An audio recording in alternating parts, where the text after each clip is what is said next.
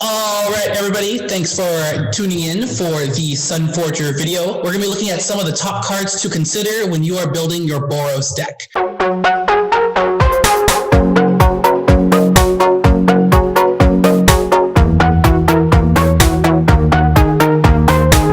So Sunforger, beautiful equipment. It lets you search your library for an instant, red-white instant, for 4 less, and you just cast it instantly. Boom, it goes to the graveyard after that. That gives you a lot of flexibility, and playing red-white, you really need to make sure that you are getting as much from your deck as possible. So consider these cards. So you definitely want to be able to have some removal at your disposal.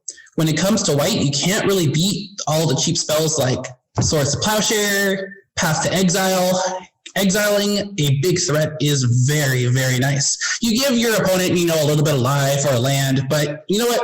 That's okay. You can also go out of the box with cards like Afterlife, Angelic Ascension, get rid of those planeswalkers, and very versatile Generous Gift, kind of like the white shifted, Beast from Within. Being able to do that white, very surprising, and it'll clear the way for your attacks and your plans to come to fruition. Yeah, there's not much else to say besides just these cheap little removal pieces are going to be important in your toolbox because they'll be able to pick apart the opponent's best creatures. But if you happen to draw these cards, it's not a big deal because Swords to Plowshare or Path to Exile, you would have included these in your deck anyway, for sure. Mm-hmm. And then if you just want to add more removal, you can go for these other ones that we talked about as well. And just when you're crafting your deck, deciding how to build it, if you're focused heavily on Sunforger package, you're going to want to look at things like, I could include this card, but there's another version of it that might be able to work with Sunforger specifically. So an example of this, I really like Idyllic Tutor. It's not that expensive, brings the card right to your hand. But because I have Sunforger in the deck, I switched it out for Enlightened Tutor, so that way the Sunforger can go get that as well. So it's just something of making sure all your cards are working as good as possible with each other. To get even more bang for your buck, you have Boros Charm and Dawn Charm. So these are tiny little spells that you can use as the situation calls for them. So Boros Charm, it gives you the mode of giving a creature double strike, not just your own, but if you have an opponent's creature going at, opponent letter B, and you really want them to take a beating, go ahead and, maybe negotiate some kind of a deal, get that double whammy with your opponents fighting each other. You can give your stuff indestructible, very handy, and you can do, randomly 4 to the dome. If, you never know. Sometimes 4 damage can make a difference. You also have Dawn Charm. It counters a spell that's targeting you. It prevents all combat damage, so woof, just gives you, a nice little reset. And it also gives you the ability to regenerate a creature. So that creature's not going to be dying after all. So, they're tiny little things, like little situations, but you never know what's going to pop up. Commander games are just fun in that you never know what's going to happen. So being able to have an answer or a response to something is just, nice.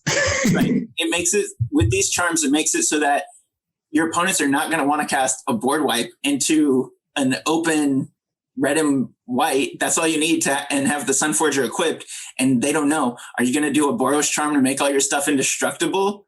Are you going to cast a Fog to prevent any of their Alpha Strike?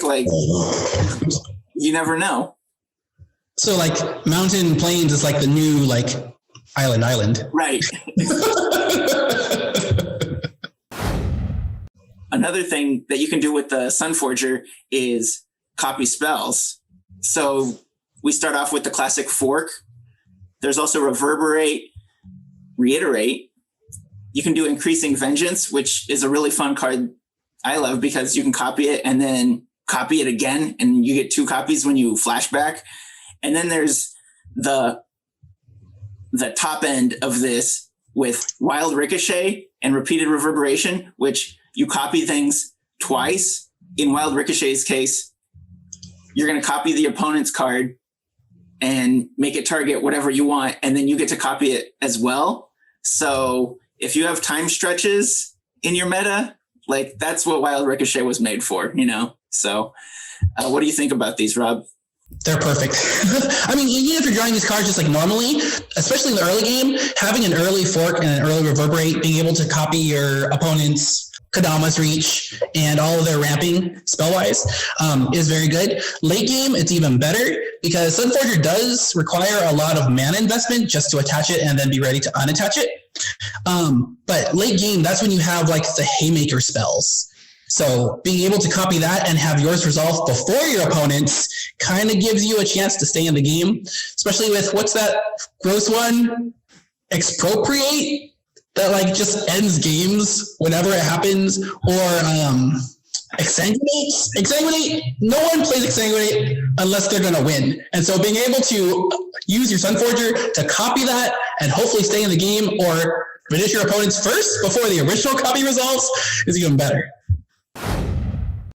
So there are some spells that people can cast that won't benefit you if you copy them, because they either don't target, they just do something really bad for you, and you're not going to want that. So if you don't copy the spell, you can also do some kind of countering in white. So we have Lapse of Certainty, which is going to put that back on top, say, let's try that again, and potentially the table kills them before they get to cast that spell again.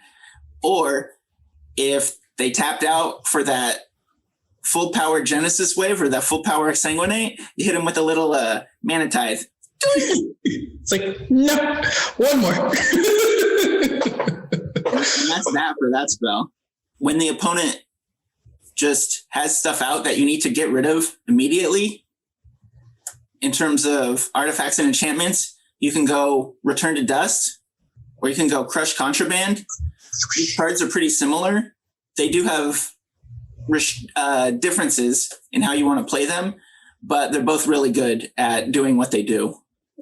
On the more proactive side, you have options like Psychotic Fury, which gives any creature double strike, and you have more Fury, Unleashed Fury, just to double the power of target creature. So when you're getting in there, it helps to be able to keep adding, keep applying that pressure. You need to keep doing damage, and having these ready for you is very, very nice.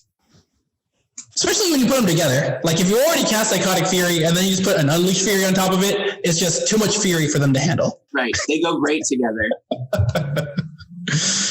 And like you've mentioned earlier, which I love when you bring this up, if you do want to get political with it, both these spells can be cast on opponent's creatures too, while opponent A is swinging at that opponent B again, and you're just like, whoop, whoop, double your general's power. Now give it double strike. Well, you just finished that player off for me. Teamwork. What works? To continue to protect your side of the battlefield, Teferi's Protection, you're going to put it in your deck anyway. Good to have access to it whenever you need it. Angel's Grace is also very nice. Eerie Interlude and Ghostway saves your creatures if there's just a massive kill spell coming out. Just being able to, put him to the side and then bring him back. Protects them. Also, you get a second trigger off of their enter the battlefield triggers. Right. So that's also just looking at how you've built your deck. If you have creatures with a lot of come into play effects, definitely throw in the Eerie Interlude or the Ghostway in addition to the Boros Charm. Or if you're competing for slots, in that case, that might be a situation where you actually take out the Boros Charm or the Dawn Charm to keep in these ones that are going to let your abilities double trigger when they leave and come back. And then if you've gone through all of those spells and the opponents are still attacking you, you can do things like Comeuppance, which is pretty much the best card that you want to have when someone's attacking you for the win. You just Comeuppance and potentially turn that back around on them. Same could be said for maybe a Voltron coming at you, or something like possibly a Comet Storm, something like that in Deflecting Palm. So Deflecting Palm will just turn that back around again as well. It's nice to throw things back in their faces.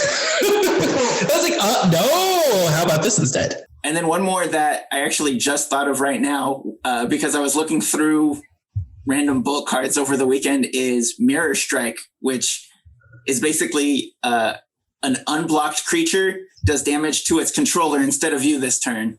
So, and that costs 1 white and 3 instant, so it can be fetched with the Sunforger. Nice.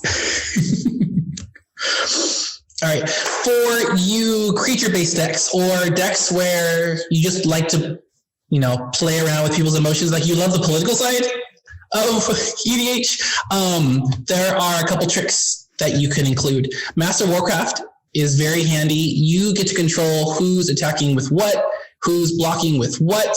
So being able to manipulate and say, well, I could do this, and how about we work together and make this happen? Master Warcraft is definitely a spell you should play around with. If you definitely want to make sure that your creatures can get through, there's a spell called Aether Shockwave. It lets you tap either spirits or non-spirits. So if you have a Boros spirit deck, hey, Aether Shock is here for you. Otherwise, go ahead and use Sunforger, cast this at someone's end of turn right before yours, tap all the creatures. Hopefully there's a lot of non-spirits out there, and clear the way for your army to get through. Ride Down is unexpected, and I've lost to it I don't know how many times, but it's not expected. So Ride Down is when you're attacking with a creature, or there's an attacking creature that really needs to do damage, and of course it gets jump blocked by like a plant or something. Very annoying. Ride Down will destroy that creature and then give the attacking creature trample, which is nice. So I don't know how many times I felt safe. I was like, I have my army of 1/1, so I don't care when Paul is attacking me with his big, huge, gross speeder. It doesn't have trample. I don't care. I'll put like a little 1/1 in front of it. And then lo and behold, there's Ride Down, and now I'm dead.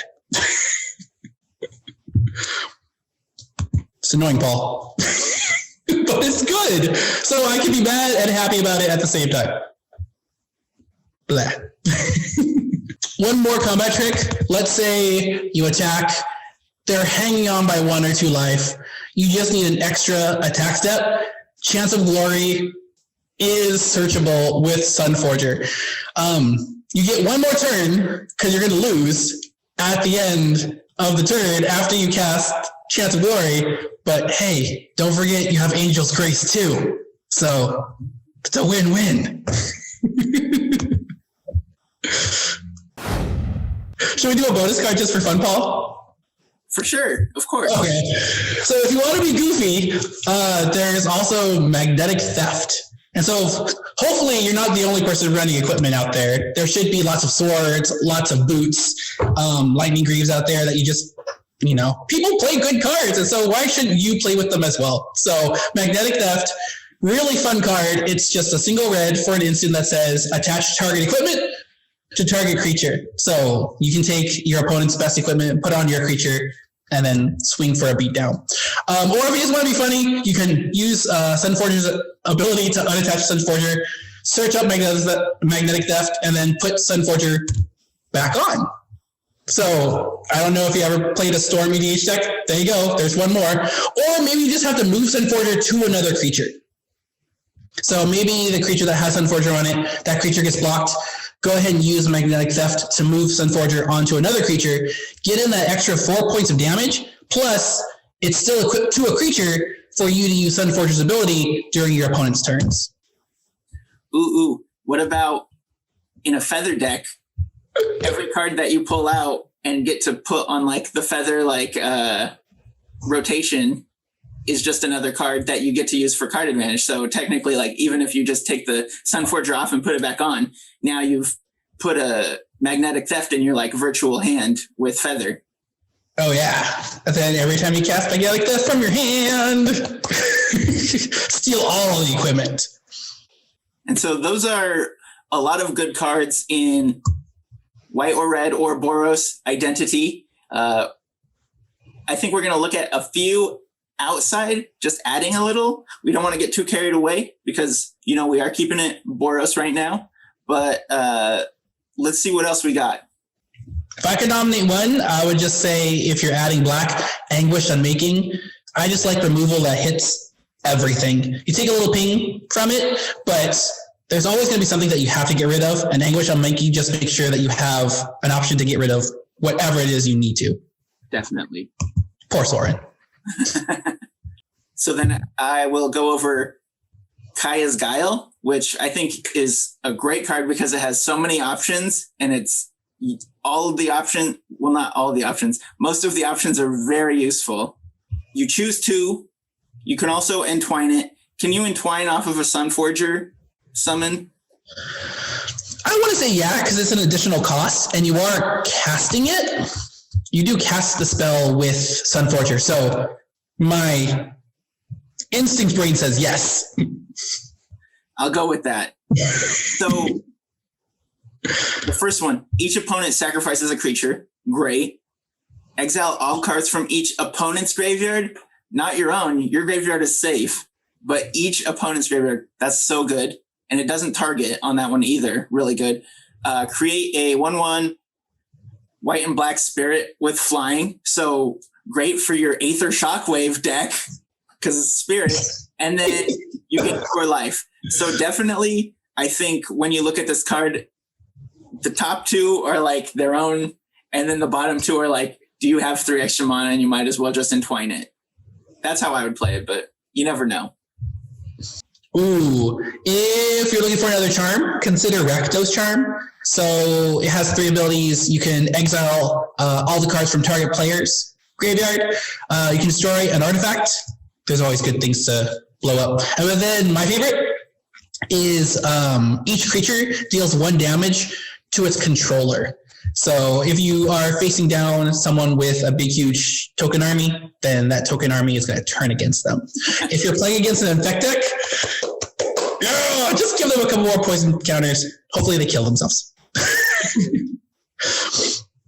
I feel like every Infect player should be able to be killed by their own Infect at least once.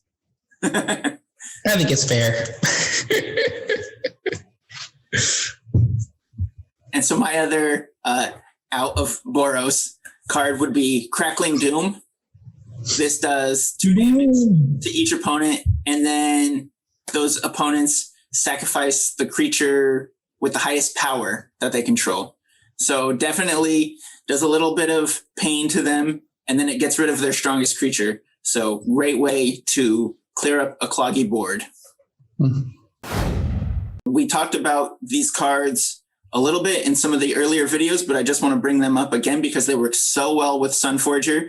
We have Mistveil Plains, which is a plane, it has the Plains type, so you can search it out with a fetch land. You can tap it, and if you have 2 white permanents, you can put a card from the bottom or from your graveyard on the bottom of your library, which means you can search that card up with Sunforger again. So as long as it doesn't exile itself when it's cast, you can keep doing it every turn or however abusable you want it to be. And if you do want to get more abusable, you can throw in Kazul's Toll Collector, which lets him snatch up that Sunforger every time you use the Sunforger ability. So falls off, he picks it right back up, and you just repeat that. And that definitely saves you a lot of mana per turn if you're casting all those spells off Sunforger. Okay, so first off, Sunforger was just a well-designed card. The mana that you invest in it seems fair. So being able to have other components to kind of play around with it, it makes you feel good as a deck builder because you're like, okay, like when you actually have these on the board and it's working, you feel accomplished, right? Which is really, really nice. And you don't feel like you're cheating because everything itself is nice and fair, and together it's just even better. Yeah, it's just a really fun card. You can do lots of fun stuff with it. Every set that comes out, there's a few cards that you might want to consider putting in your Sunforger package. And that's another cool part of it is there's going to be more cards that keep getting added. But definitely, this is something to add to any Boros deck that can make use of it. So there you go, everybody. Those are our top picks that we would really like you to consider when you are designing your Boros/Boros+1 deck. If you think there's something that we forgot that you just know is way good and needs to be in the package, please comment below. Please like, share, and subscribe, and we'll keep this kind of stuff here for you to make your deck building a lot easier. Bye, everybody. See you in the future.